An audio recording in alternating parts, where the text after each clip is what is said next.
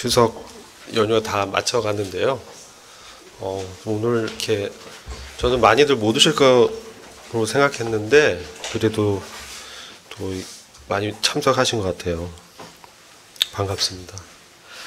오늘 제가 성도님들과 함께 나누고자 하는 말씀은요, 다른 길로 가라라는 이 열왕기상 13장에 나오는 말씀을 함께 나누려고 합니다.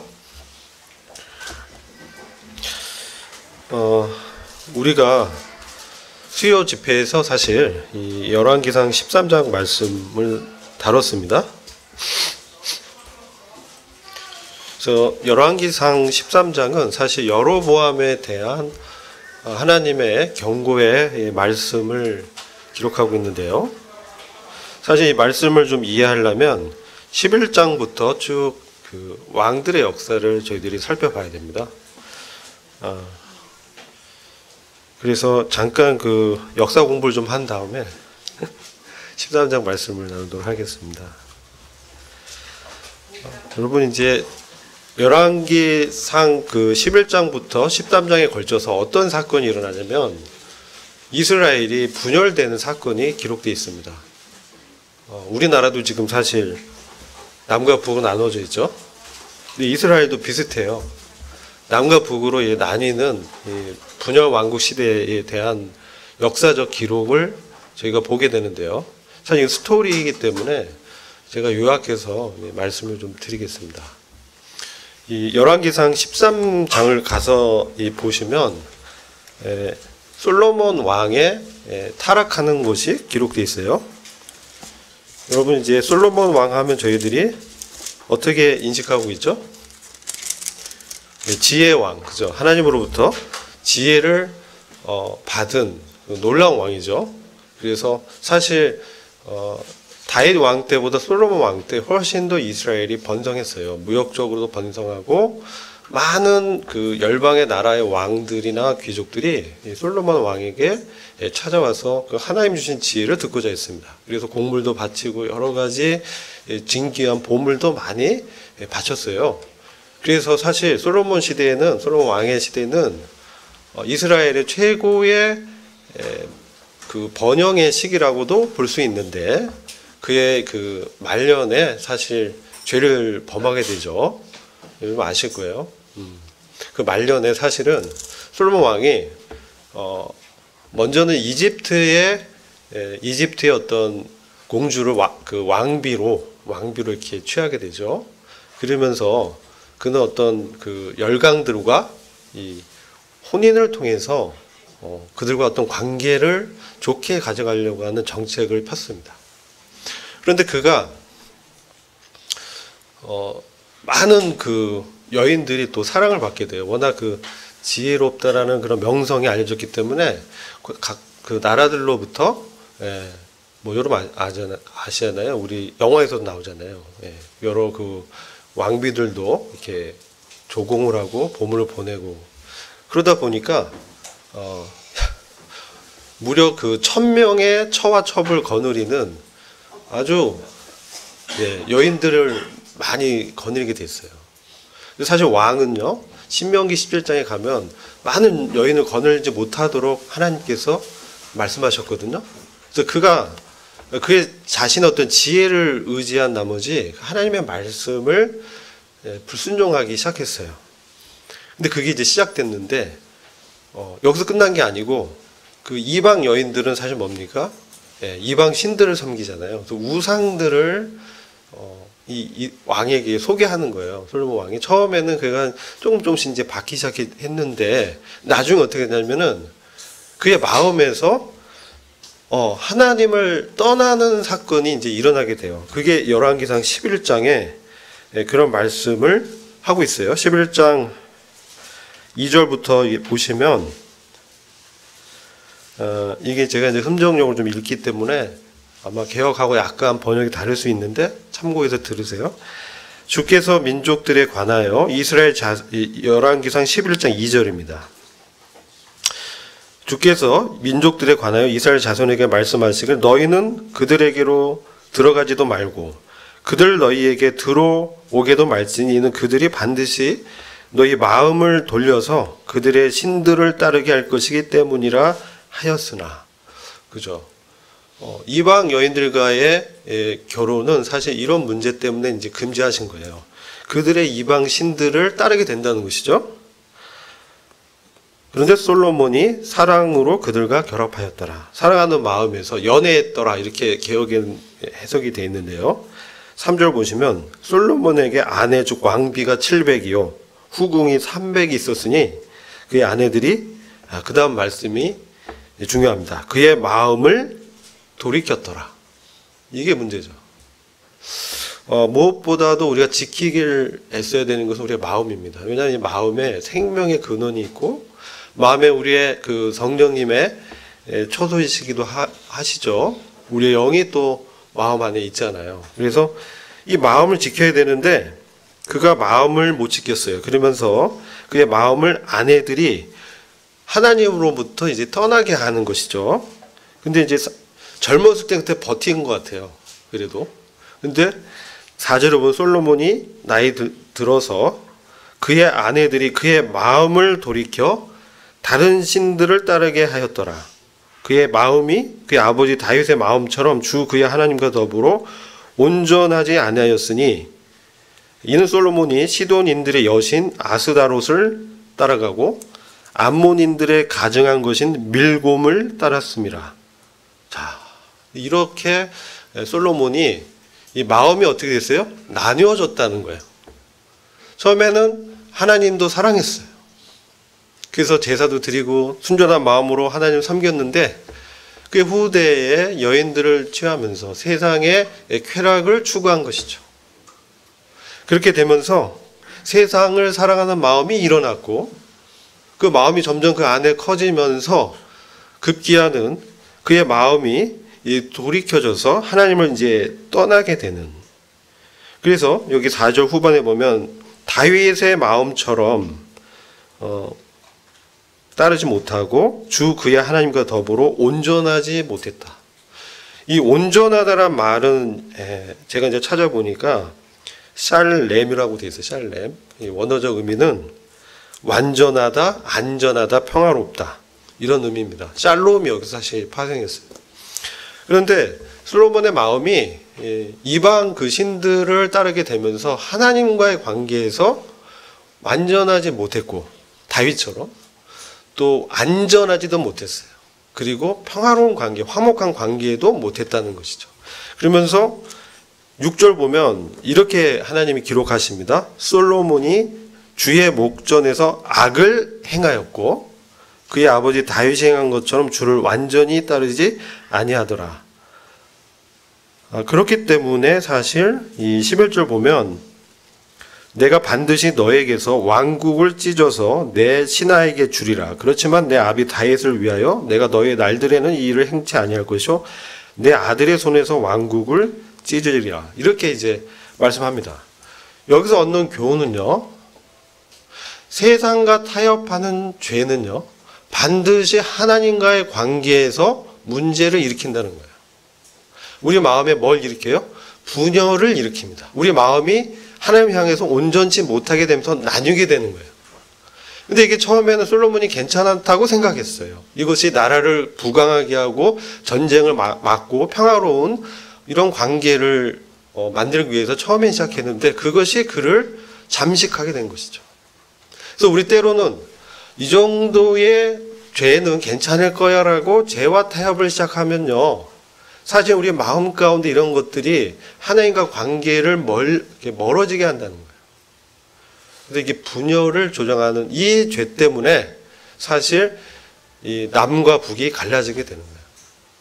그래서 북왕조 이스라엘과 남왕조 유다로 이 분열된 그 원인은 솔로몬의 이 마음이 하나님께 온전치 못해지고 그리고 그가 그 마음에서 하나님을 떠나는 이 악한 죄 때문에 초래된 것입니다. 그래서 우리가 이것을 기억해야 됩니다. 세상과 타협하는 죄를 우리가 처음엔 괜찮거니 하고 받아들이면 반드시 고통스러운 결과가 따르게 된다는 거예요. 우리가 이 열왕들의 역사에선 성경에 기록된 이 말씀들에선 신약 성도는 교훈들을 얻을 수 있어요. 영적인 교훈들을. 그래서 우리의 삶 가운데 하나님이 어떤 분이시구나, 이것을 우리한테 비춰주는 것이죠. 하나님은 그때나 지금이나 동일하시거든요. 그래서 이런 부분들, 죄를 심상히 여기는 것들에서부터 이 마음이 하나님으로부터 멀어지게 된다는 사실이에요. 그리고 죄 자체가 그렇게 역사하는 겁니다.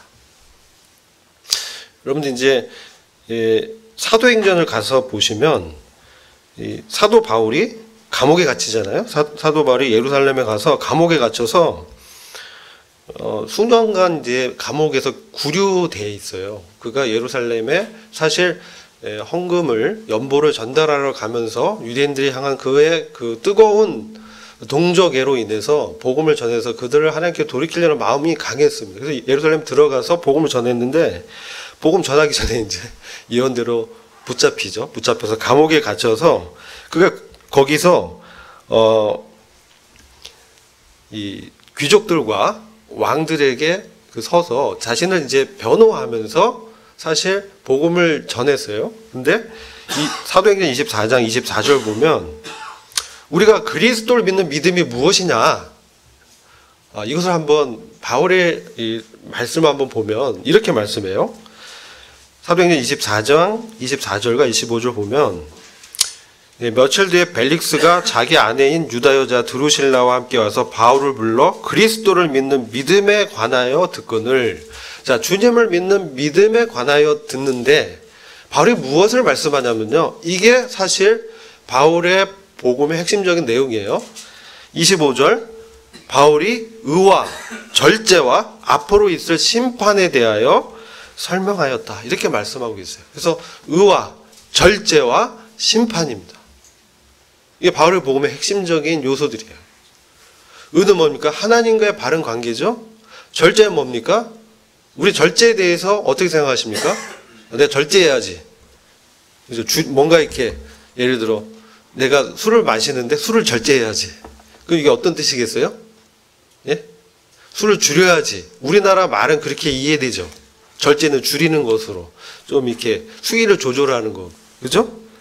근데 원어적 의미는요, 그런 게 아니에요.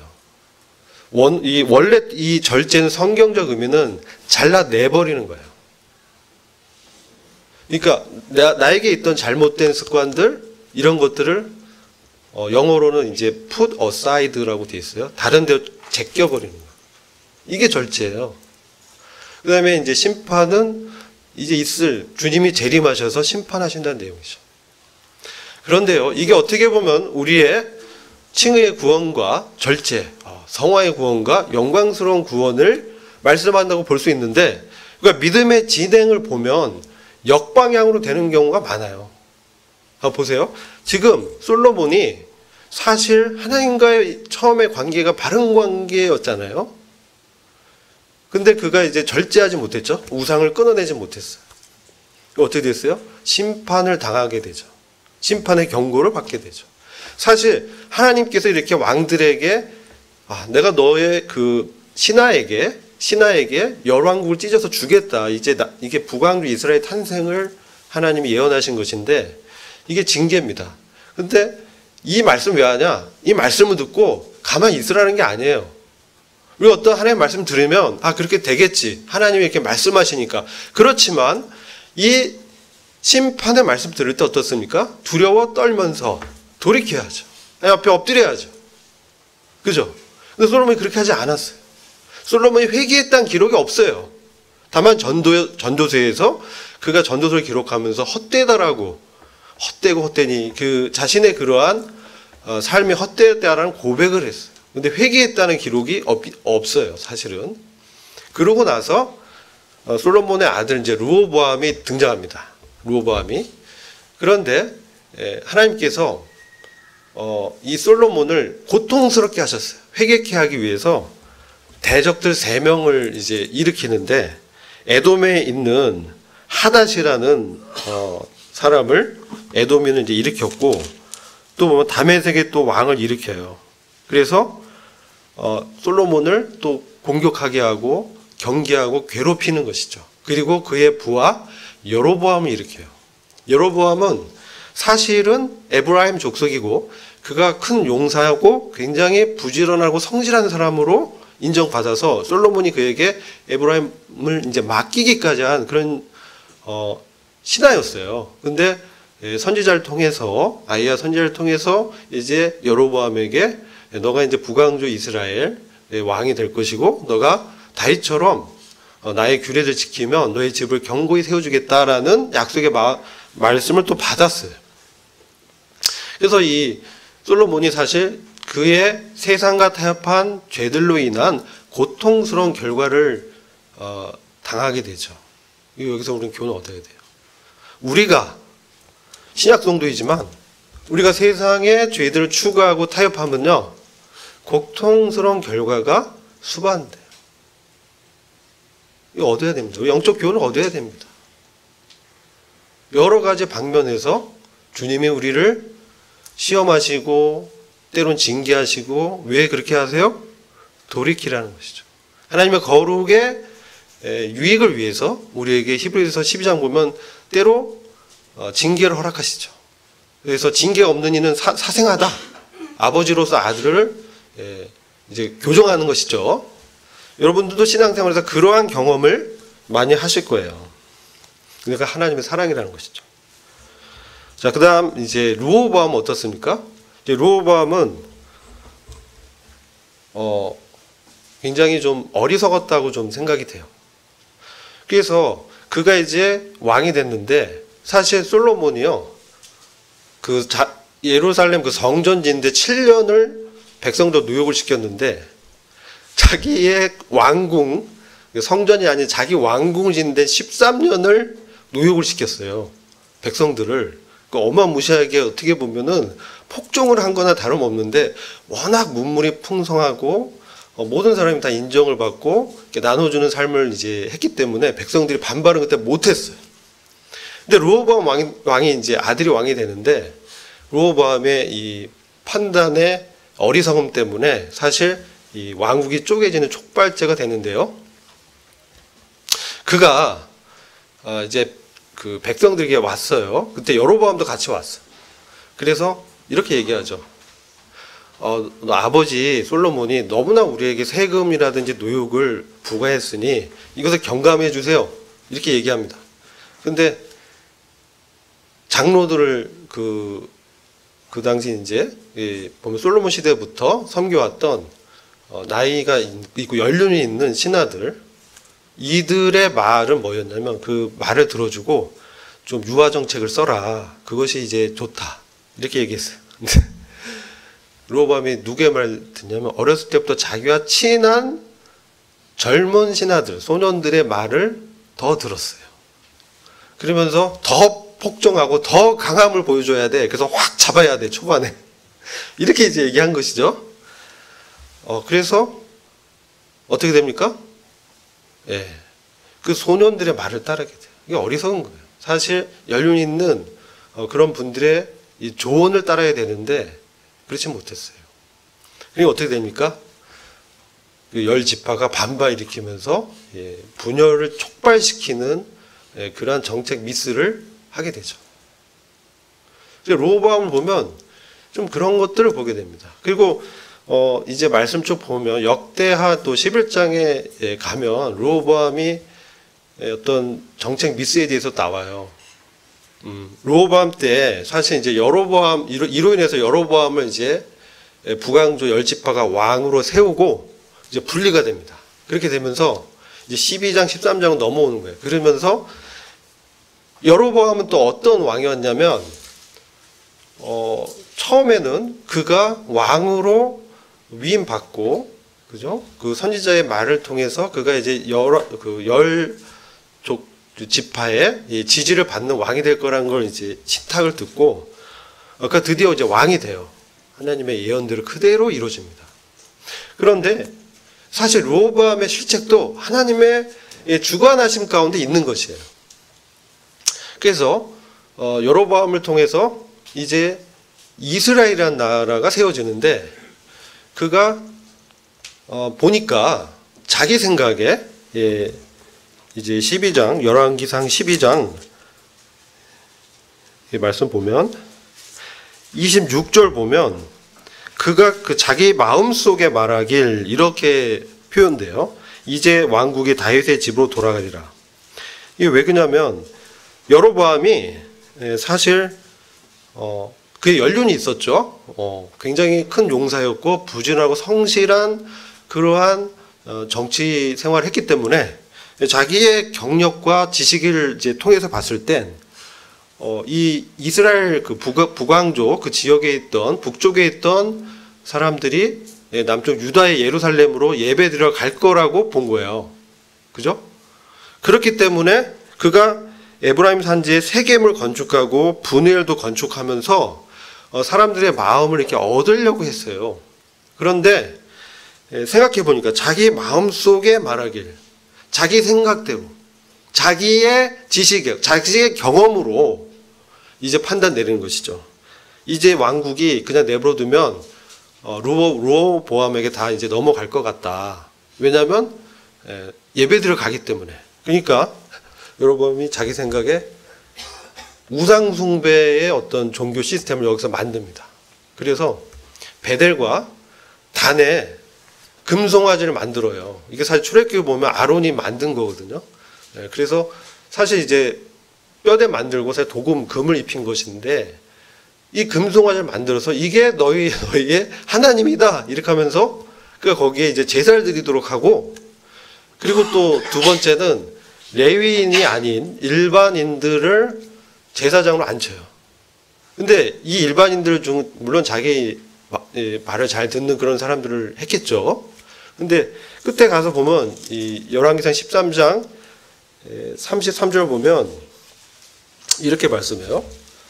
이 일 후에도 여로보암이 그의 악한 길에서 떠나 돌이키지 아니하고 다시 백성 중에서 가장 비천한 자들을 산당의 제사장으로 삼았으니 여로보암이 원하는 자는 누구든지 성결하게 하여 그 사람이 산당의 제사들 중 하나가 되었더라. 이 일이 여로보암의 집에 죄가 되었으니 그 집이 지면에서 끊어지고 멸망하게 되었더라. 이게 여로보암의 악한 길입니다.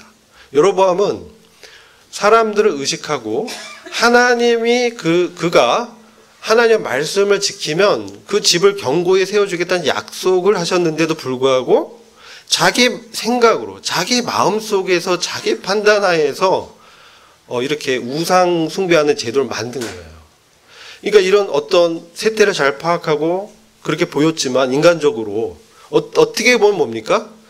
이 종교적 실용주의예요. 종교적 실용주의라고 합니다. 그래서 이게 더 편한 거예요. 예루살렘에 내려가려면 얼마나 더 내려가야 돼? 힘들지 않니? 그러면서 여기다 하면 돼. 그러면서 대체 종교를 만들어 버린 거예요. 이게 종교적 실용주의라고 합니다.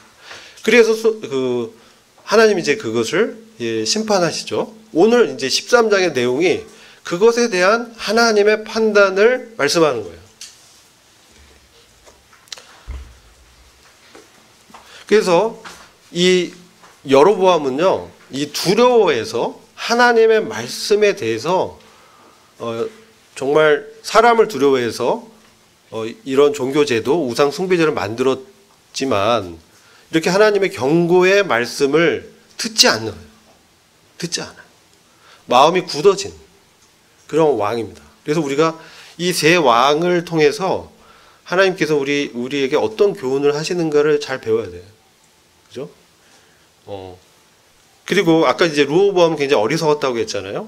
어리석었고 그 이후에도 이 13장의 사건으로 인해서 사실 여기 보면 하나님의 사람 젊은 선지자와 늙은 선지자가 베델의 늙은 선지자가 이제 대비가 됩니다. 오늘 사실 이 얘기를 좀 드리려고 하는데요. 사실 이 일을 통해서 이 베델의 선지자, 늙은 선지자가 사실 이 젊은 선지자의 어떤 나중에 죽습니다. 젊은 선지자가 이제 사건을 제가 말씀드릴 텐데 그 사건을 통해서 하나님께로 돌이키면서 그가 이제 하나님 앞에 올바로 서게 됩니다. 늙은 선지자가. 그러면서 어떤 역사가 있냐면 많은 사람들이 북왕주 이스라엘에서 특히 레위 지파 이런 사람들이 다 남왕조로 내려갑니다. 내려가서 약 3년간 르호보암 그 초기 3년간 르호보암을 세력을 강하게 해줍니다. 르호보암에 대해서 굉장히 그 강성한 왕이 되는데 딱 3년 지나서 다시 어리석게 그가 죄를 또 져요. 하나님의 말씀을 어기게 되면서 어떤 사건이 나냐면 하나님께서 그러니까 이집트 왕 시삭을 보내서 그를 다루십니다. 그를 다루시는 그 역사 또 기록돼요. 역대하 가면 기록되어 있는데 거기서 이제 르호보암이 시삭을 보내서 공격하시는 그것에 대해서 그들의 마음이 이렇게 낮아지면서 회개합니다. 그래서 하나님께서 다시 그가 이렇게 낮아지고 회개함을 통해서 다시 백성들도 회개하고 이집트의 왕이 와서 이렇게 공격하니까 정복당하게 생겼으니까 하나님 앞에서 엎드리게 됩니다. 그래서 다시 이제 회복시켜 주세요. 잠깐. 이렇게 보면 굉장히 좀 어리석다는 생각을 가져요. 근데 이제 여로보암은 또 다른 측면입니다. 이 왕들의 측면에서 우리의 영적인 상태를 하나님께서 비춰준다는 거죠.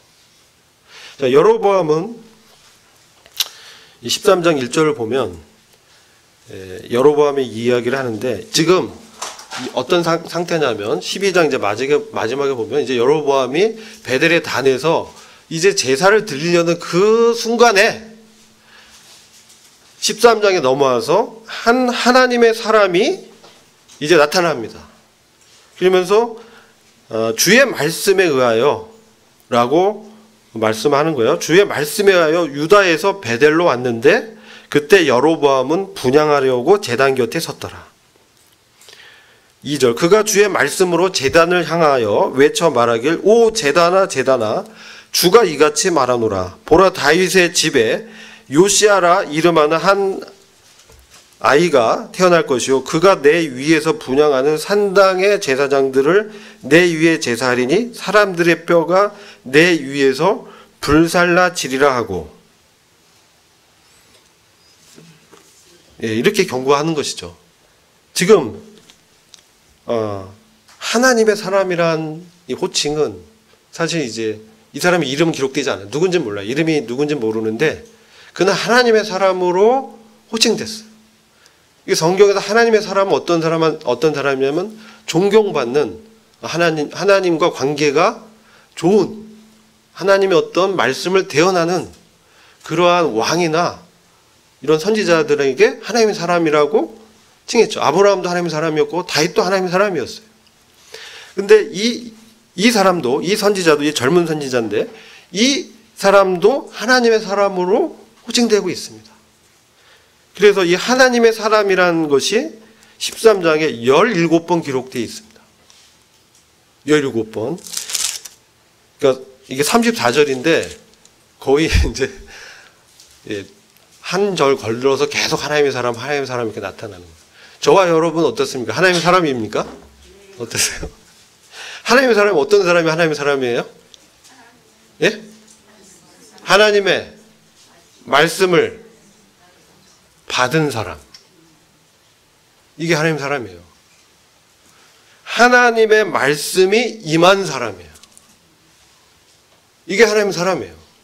근데 여기서 끝난 게 아니라 하나님의 말씀이 그게 임했고 여기서 듣고 말하면 아닌데 임했고 그 하나님의 말씀에 사로잡혀서 그 말씀에 따라서 행동하는 데까지 나온 사람이에요. 그래서 그가 지금 주의 말씀에 의하여 유다로부터 베델에 왔다라고 했어요. 약 20km 거리입니다. 근데 막 산지 지형도 있어서 이게 사실 쉽지 않아요. 되게 힘든 길을 20km 뭐 짧은 것 같지만 그가 이제 이 길을 험한 길을 왔어요. 근데 그가 하나님의 신탁을 받죠. 왕 앞에 여로보암 그 용사 앞에 가서 이 말씀을 해라. 심판의 경고를 해라. 하나님의 말씀 들었어요. 어떻습니까?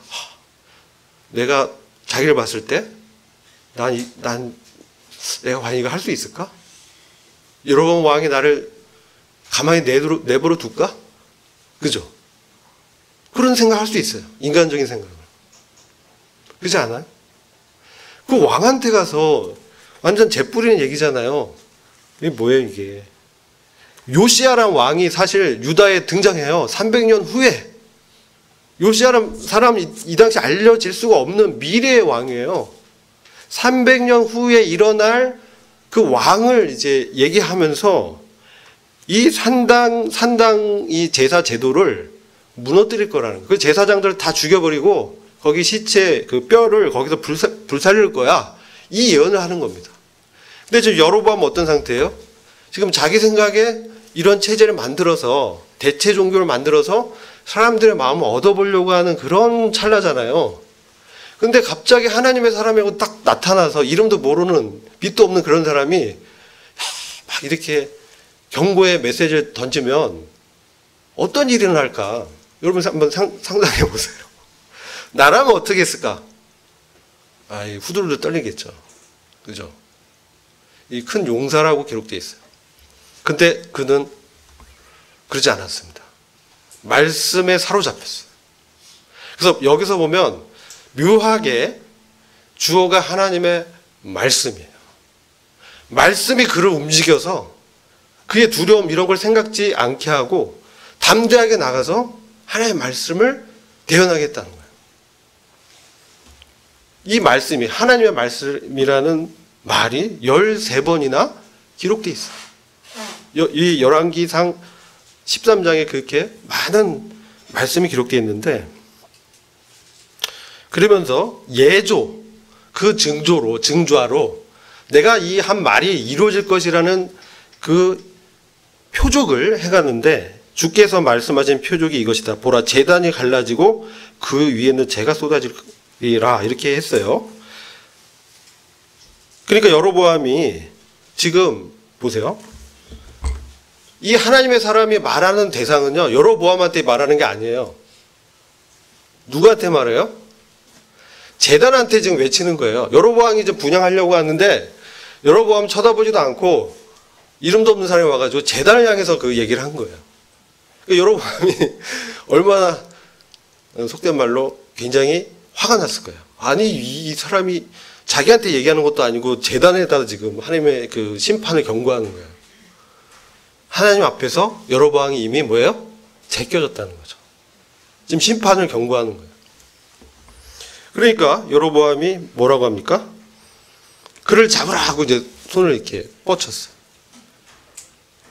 그 체포하라는 명령을 내리죠. 지금 헛소리다.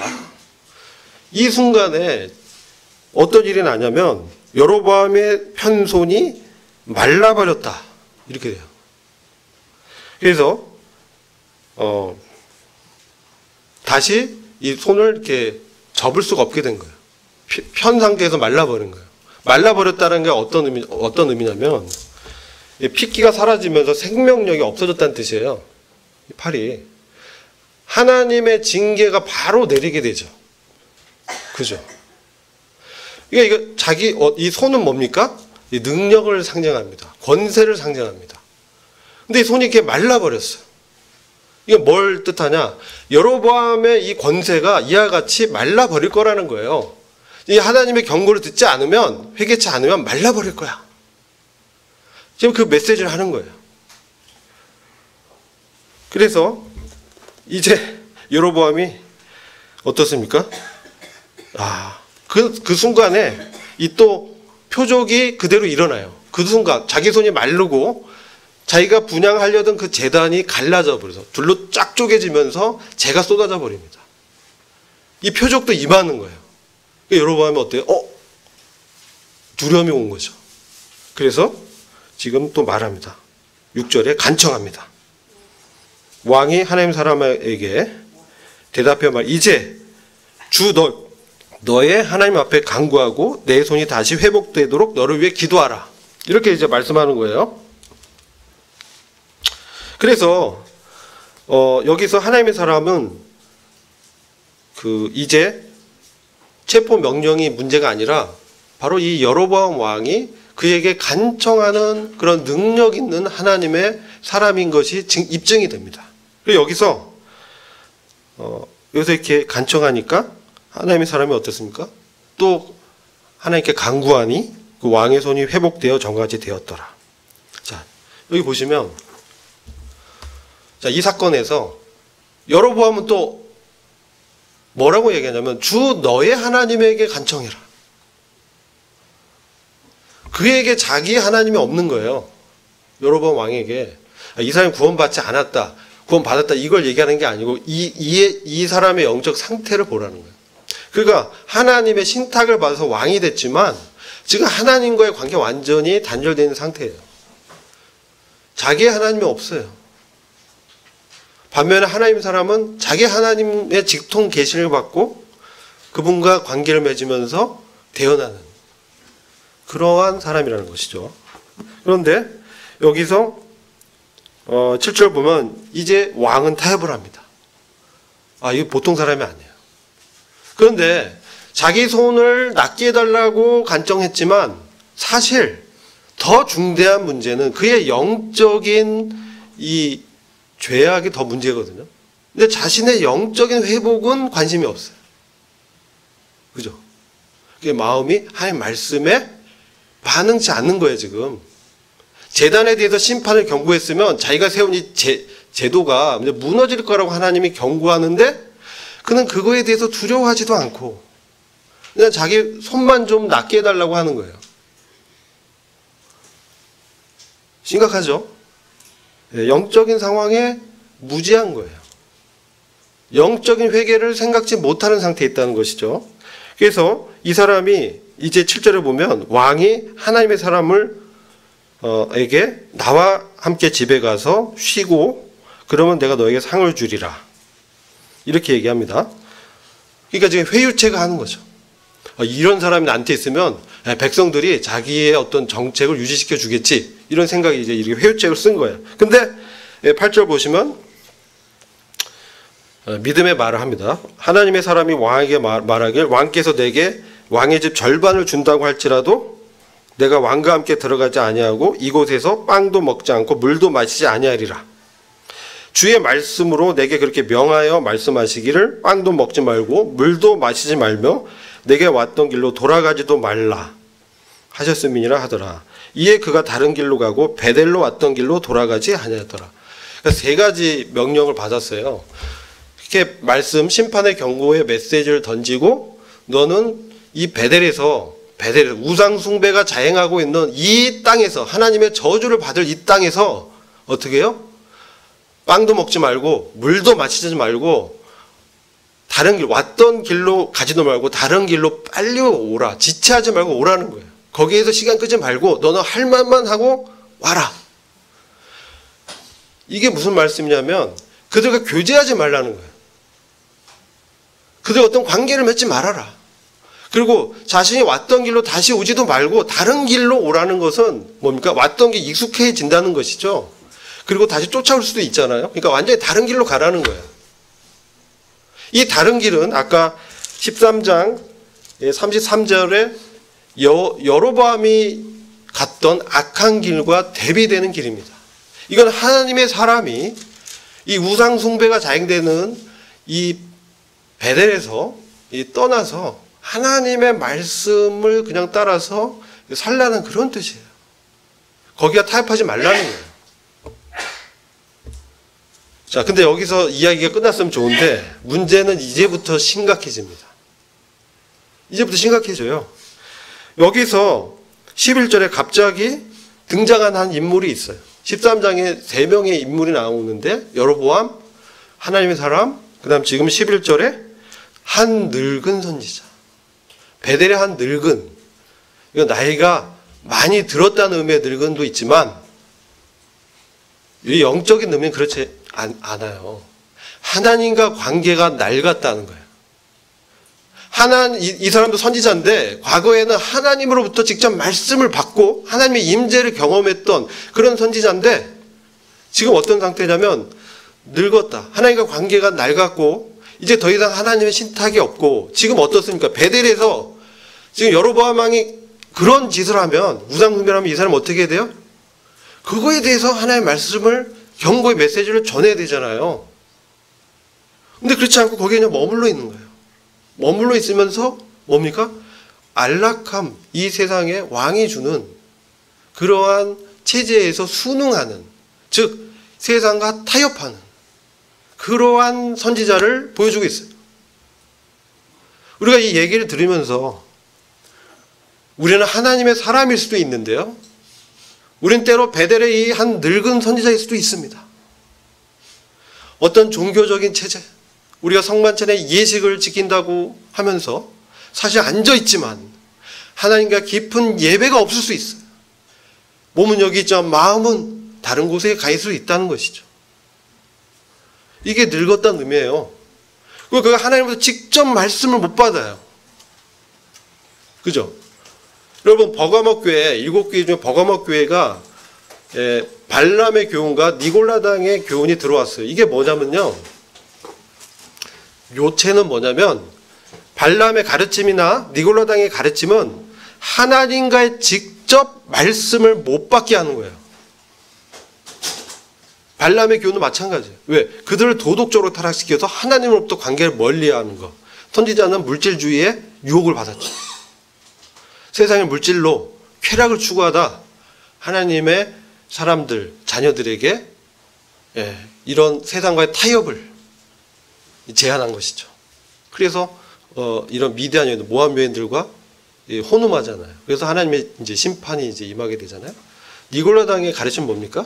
성직제. 이건 뭐냐면 하나님과 성도 사이에 또 다른 계층을 얘기하는 거예요. 그러니까 하나님과 바로 직접적 교제를 또 이것은 방해하는 것이죠. 그래서 이러한 이 늙은 선지자는 바로 지금 그 하나님과의 관계가 단절되어 있는 상태에 있어요. 그리고 지금 이 젊은 선지자 얘기를 듣고 지금 그를 쫓아갑니다. 지금 이게 13장의 내용이에요. 그가 어디로 갔냐? 12절에 그의 아들들이 유다에서 온 한 사람이 어떤 길로 갔는지를 봤어요. 그래서 알려주니까 이제 나귀를 타고 쫓아가서 가는데 14절에 하나님의 사람이 지금 어디 있어요? 상수리 나무 아래서 앉아서 쉬고 있었어요. 쉬지 않고 바로 갔어야 되는데 여기서 쉬는 바람에 이 늙은 선지자를 만나게 돼요. 갔어야 되는데, 지체하지 않고 다른 길로 왔으면 끝까지 갔어야 되는데 이 길이 험하고 지금 물도 못 마시고 빵도 못 먹고 배도 고파, 힘도 들어. 그러니까 뭐 좀 쉬어가자 이렇게 된 거예요. 그때 늙은 선지자가 와서 그를 유혹합니다. 근데 여기 보시면 14절에 당신이 유다에서 온 그 하나님의 사람입니까?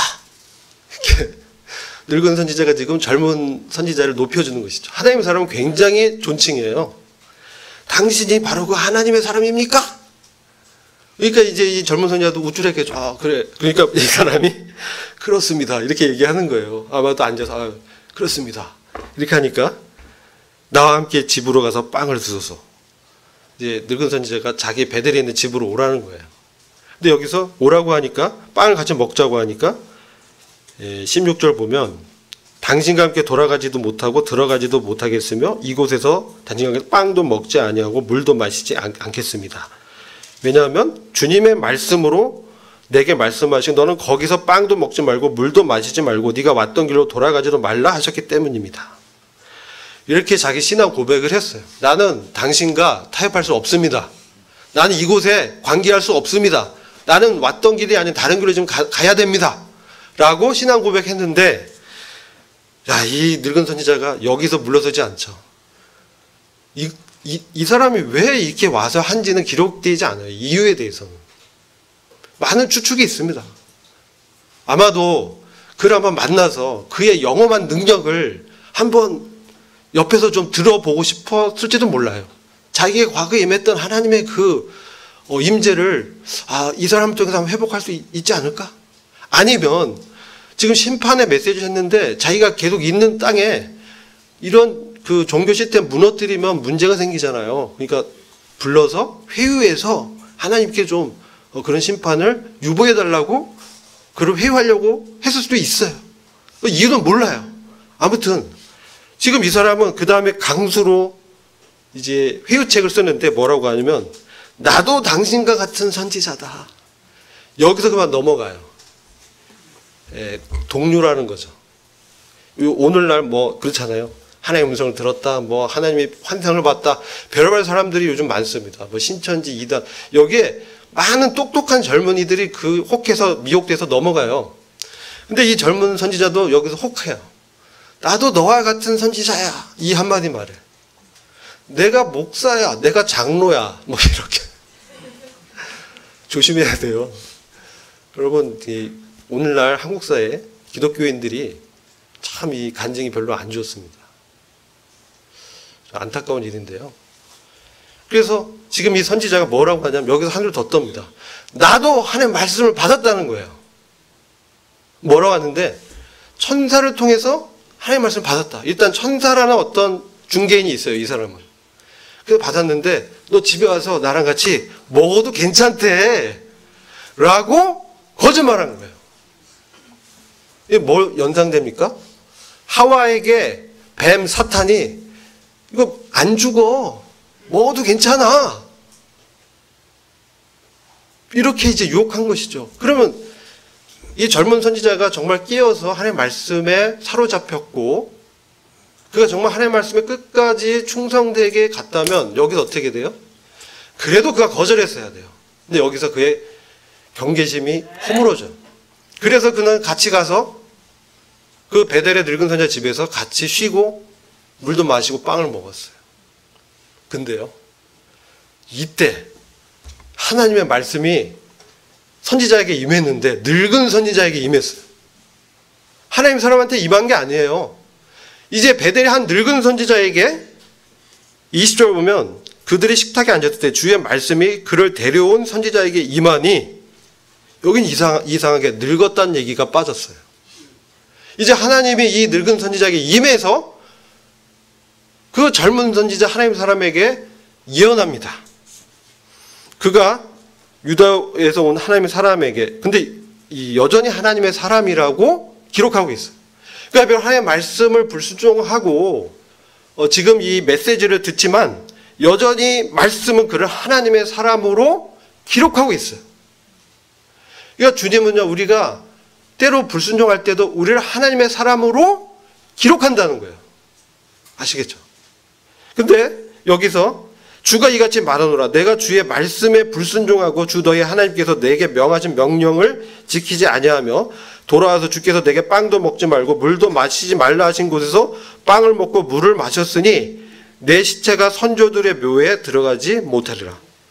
하나님이 이 금한 것들을 너가 어겼으니 너의 시체가, 너의 죽음이 너희 조상들의 묘에 못 들어간다. 이 얘기가 무슨 얘기예요?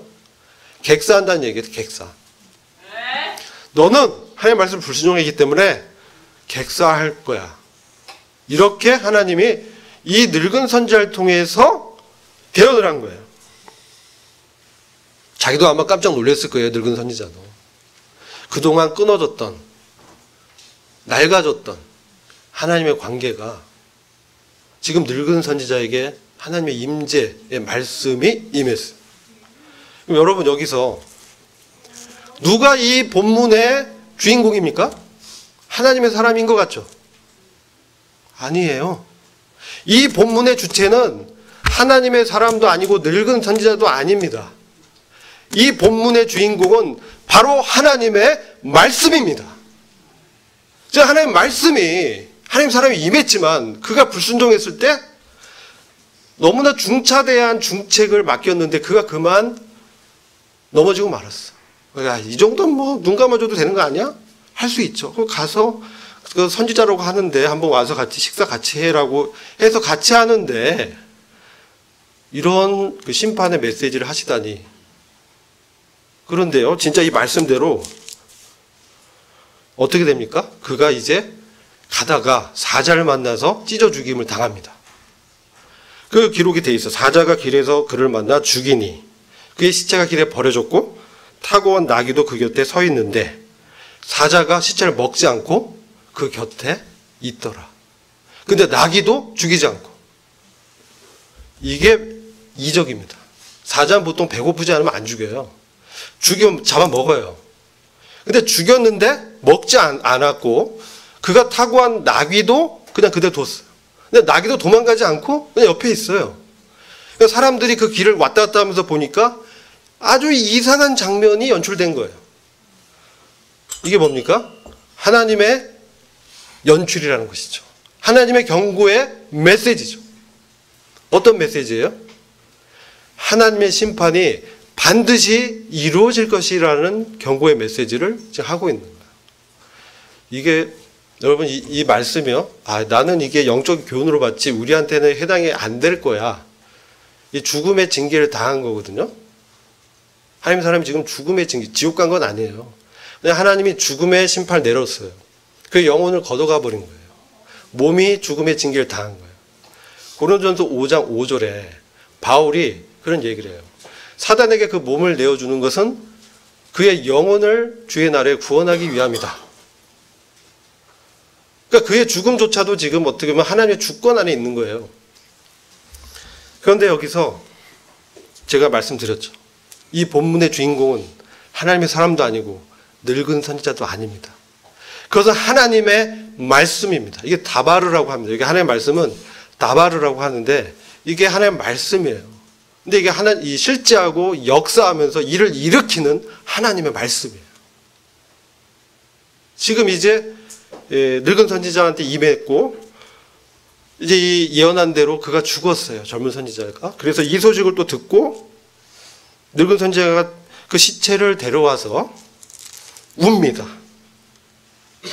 울면서 애통해하면서 장사합니다. 그리고 30절에 그가 그 사람의 시체를 자신의 무덤에 두었으니 사람들이 그를 위하여 슬피 울며 말하기를 슬프다 나의 형제여. 이 나의 형제가 됐어요. 슬프다 나의 형제여. 사실 자기가 그를 죽게 한 거예요. 그죠? 근데 어떻게 보면 하나님이 이 늙은 선지자를 데려가야 되는데 안 데려가셨어요. 젊은 하나님 사람을 데려가셨어요. 우리는 그 이유를 잘 모릅니다. 다만 하나님께서는 그 중차대한 사명을 맡긴 그 사람에게 중차대한 그 책임을 묻는다는 거예요. 우리가 하나님의 사람으로 하나님의 말씀을 받았다고 한다면 우리는 모두 하나님의 자녀입니다. 요한복음 10장에 가면 하나님의 말씀을 받은 사람을 신이라 일컫는다라고 시편의 말씀을 인용하고 있어요. 근데 우리가 하나님의 말씀을 받았는데요. 여로보암처럼 반응할 수도 있어요. 마음이 굳어져서 듣지 않는 거예요. 회개치 않는 거예요. 끝까지 자기 악한 길을 고집할 수 있어요. 그죠? 또 하나님의 사람처럼 자기 생각으로 타협할 수도 있어요. 늙은 선지자처럼 어떻습니까? 그동안의 습관적인 불신앙, 습관적인 무관심, 하나님 심판에 대한 습관적인 무관심으로 인해서 그가 이렇게 하나님의 말씀을 받고 나서야 그가 깨달은 거죠. 이 말씀대로 이루어졌다는 거예요. 하나님의 말씀이 그대로 이루어졌다는 거예요. 그리고 그는 울면서 그의 뼈를, 그의 죽음을 자기가 죽으면 이 젊은 선지자의 옆에 같이 묻어달라. 그리고 300년 후에 요시야 왕에 의해서 이 예언이 실현됩니다. 이게 열왕기상 23장 가면 이게 기록되어 있어요. 근데 그 부분은 나중에 시간 될 때 한번 읽어보세요. 23장 15절부터 20절을 읽어보시면 열왕기 하입니다. 23장 15절부터 20절을 읽어보시면 요시야 왕이 이제 개혁을 일으키면서 그 산당의 제사장들을 다 잡아다 죽이고 이대로 행합니다. 그리고 거기서 묘비를 발견하고 그 뼈를 발견합니다. 근데 그때 뭐라고 기록되어 있냐면 이 뼈가 누구의 뼈냐? 이것은 300년 전에 당신이 와서 이 일을 행하리라고 예언한 그 하나님의 사람의 뼈입니다. 라고 인정해 주죠. 그리고 그 옆에 사마리아의 선지자 뼈도 있는데 그거는 불살르지 말고 보존해라. 이렇게 됩니다. 그래서 우리가 여기서 이 이야기에서 32절 보면요. 주의 말씀으로 베델에 있는 제단과 사마리아의 성읍들인 산당이 모든 집에 대하여 외친 말씀이 반드시 이루어질 것이다. 여기서 얻는 영적 교훈은요. 하나님의 말씀이 반드시 이루어진다는 것이고 그리고 지금 저희에게도 이 하나님의 말씀이 임했다는 거예요. 하나님의 말씀을 받았어요. 그리고 베드로전서 4장 17절 말씀 가면 하나님의 집에 심판을 시작할 때가 되었다라고 해요. 그리고 요한계시록 2장과 3장에 걸쳐서 대제사장 되신 예수 그리스도께서 하나님의 집인 이 땅에 책임 있는 교회에 그분의 판단과 책망과 칭찬을 하고 계십니다. 여러분들, 오늘날 우리가 저는 이 말씀 들으면서요, 이 하나님의 말씀이 그 다음 어떻게 됐겠어요? 요한복음 1장에 태초에 말씀이 계시니라. 이 말씀이 하나님과 함께 계셨으니 이 말씀이 곧 하나님이시니라. 예수 그리스도로 오신 거죠. 그리고 이 하나님의 사람이 못 지켰던 그 다른 길, 뭡니까? 십자가의 길이죠. 구속의 길이죠. 그 길을 예수 그리스도께서는 완성하셨다는 거죠. 인간들은 실패하고 넘어지지만 우리 주님께서는 그 길을 자기의 몸을 들임으로 완주하시고 우리의 구원을 완성하십니다. 그래서 저와 여러분이 날마다 이 예수 그리스도를 통해서 이 구원의 역사를 경험하는 것입니다. 근데 중요한 거는요, 우리에게 임한 하나님의 말씀을 불순종하면 안 돼요. 여러분, 우리가 구원받아서 신분이 하나님의 자녀가 되고 아들이 되었다고 하는데, 아까 말씀드렸죠. 솔로몬 왕이 어떻게 됐어요? 우리가 세상과 타협하고 하나님의 말씀은 이렇게 하는데 심상히 여기고 세속화되고 종교적 편의주의, 실용주의에 하나님의 말씀을 대체해버리면 어떻게 되겠어요? 여러분, 우리 이게 수건 쓰라고 했는데 수건 안 쓴다든지, 침례를 베풀라고 했는데 안 한다든지, 성 많지 않은데 안 드려버리고, 이게 당신 율법주의야? 저 그렇지 않습니다. 누구보다도 자유를 갈구합니다. 근데요, 우리가 구약의 왕들의 이야기에서 신약 교회 성도들이 우리가 받은 하나님의 말씀을 심상히 여기고 소홀히 여기고 그냥 넘어간다면 어떻게 됩니까? 마음이 굳어지고 딱딱해지고 하나님 집에 심판이 임하실 때 어떻습니까? 날마다 하나님의 말씀으로 나를 판단하라는 얘기예요. 그 얘기예요. 그래서 그 하나님의 말씀으로 나를 판단해보고 나에게 하나님의 말씀에 따라서 못 산 것들이 있으면 어떻게 해요? 절제해야 돼요. 아까 절제가 뭡니까? 줄이는 게 아니에요. 끊어내야 돼요. 형제님, 율법주의 아니에요? 아니에요. 그리스도 안에서 우리가 주님과 함께 어떻습니까? 함께 죽은 자잖아요. 그리고 주님과 함께 연합해서 부활의 생명으로 살아난 자잖아요. 새로운 피조물이잖아요. 그런데 자꾸 옛날에 세상의 그런 죄들에 익숙한 옛사람으로 우리가 살 수 없습니다. 그래서 오늘 이 본문의 말씀 통해서 그 하나님의 말씀, 예수 그리스도께서 우리 안에 성령을 통해서 임한 자라면 우리가 받는 하나님의 말씀을 어떻습니까? 우리 안에 성령님의 영의 인도함에 따라서 몸을 드리는 이러한 삶을 살아나가야 되는 거예요. 이게 안 돼요. 해봐야 돼요. 시도하셔야 돼요. 그리고 기도하셔야 돼요. 그리고 나의 옛사람이 그런 늙은 선지자 같은 모습이 있다면 끊어내셔야 돼요. 이 습관적인 무관심, 말씀을 들으려고 하지 않고 말씀에 대해서 반응하지 않고 나에게 이 말씀이 뭐라고 하든 내 생활의 습관대로 산다면 하나님의 징계가 반드시 임한다는 거예요. 지옥 간다는 게 아니라 징계하신다는 거예요. 왜? 우리를 거룩하심의 유익에 참여케 하기 위해서. 그렇게 하나님은 역사하시는 분이라는 것을 우리는 잊어서는 안 돼요. 네, 기도하고 마치겠습니다. 아버지 하나님, 감사합니다. 주님께서 오늘날도 저희들에게 하나님의 말씀으로 임하셨고 저희 안에서 말씀하실 때, 오늘날 성령이 너희에게 말씀하실 때 저희들이 마음을 강팍해 하지 말고 그 말씀에 따라서 여기고 몸을 드리는 주님의 사랑하는 아들과 기뻐하는 자로 세워지기를 주님께 간절히 기도합니다. 우리 주 예수 그리스도의 존귀하신 이름으로 기도했습니다.